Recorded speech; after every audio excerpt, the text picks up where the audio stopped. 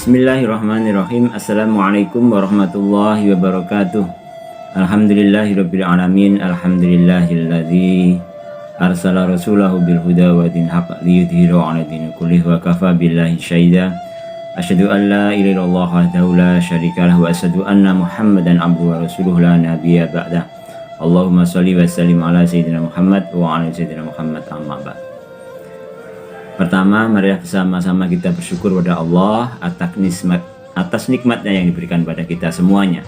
Sehingga pada kesempatan kali ini kita masih dipertemukan dengan bulan Ramadan, bulan yang penuh dengan ampunan dari Allah SWT. Semoga kita mendapatkan ampunan dari Allah sekeluar dari bulan Ramadan ini.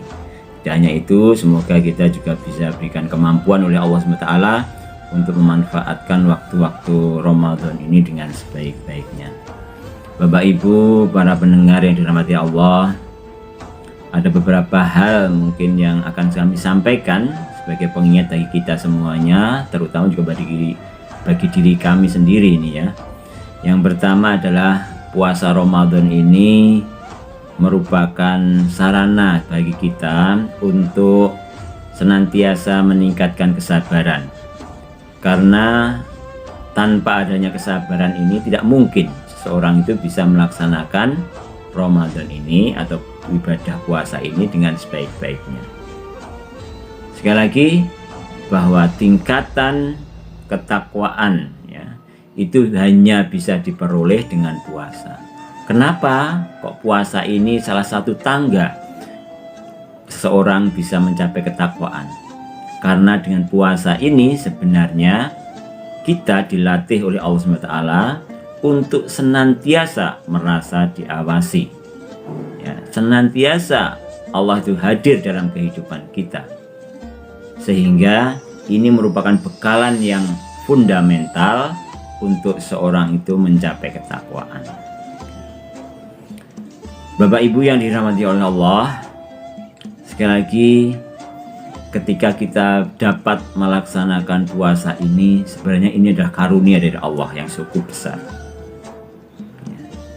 Karena seseorang yang berpuasa itu termasuk orang yang terpanggil.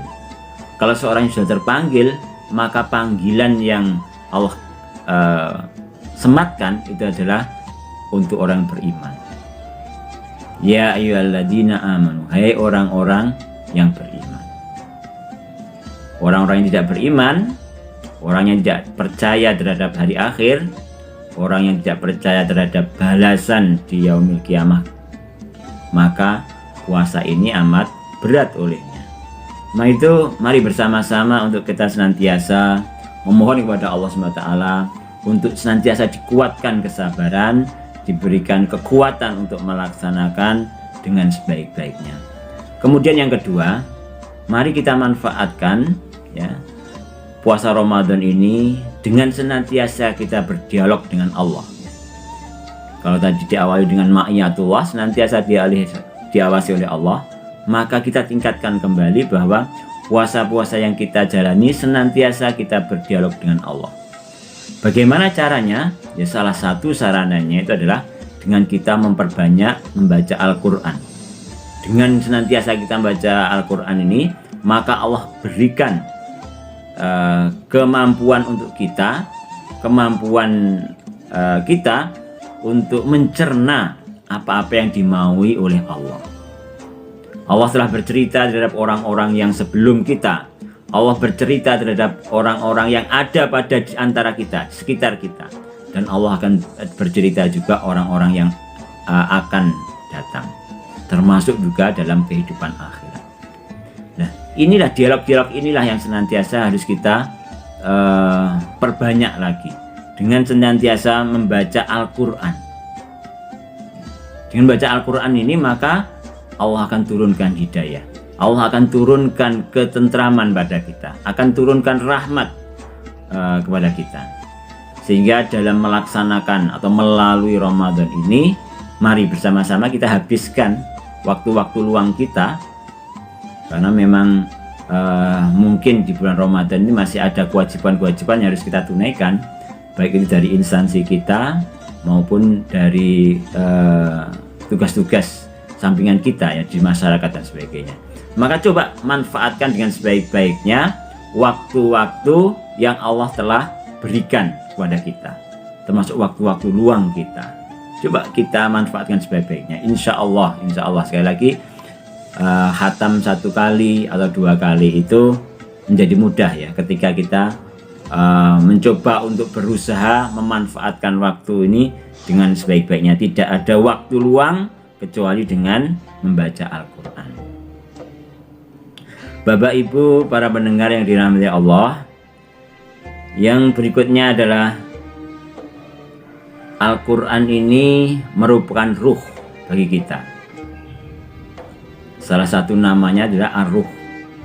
Nah itu ketika sudah kita membaca Al-Quran, kita merasa berdialog dengan Allah, maka kita akan tahu Allah menginginkan apa terhadap kehidupan kita.